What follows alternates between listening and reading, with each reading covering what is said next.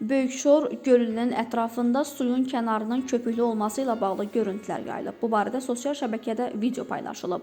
Məsələ ilə bağlı Adsiya yanında suların istifadəsinə və mühafizəsinə Dövlət Nəzarəti Xidmətindən sorğumuza cavab olaraq bildirilib ki, göl səthində müşahidə olunan ağ köpüyün məişət tullantı sularının tərkibində yüksək miqdarda yuyucu vasitələrin olması ehtimal edilir.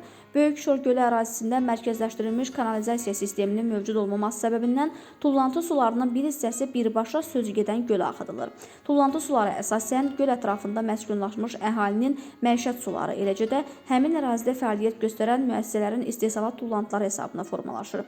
Göl səthində müşahidə olunan ağ köpüyün yaranmasının əsas səbəbi kimi məişət tullantı sularının tərkibində yüksək miqdarda yuyucu vasitələrin olması ehtimal edilir. Lakin dəqiq nəticələr yalnız götürülmüş su nümunələrinin laborator analizindən sonra məlum olacaq. Qurumdan həmçinin bildirilib ki, Böyükşor gölünün ətrafında 19-cu əsrin ikinci yarısından başlayaraq neft sənayesinin sürətli inkişafı nəticəsində bir neçə neft quyuları qazılıb və bu gölün çirklənməsinə səbəb olub.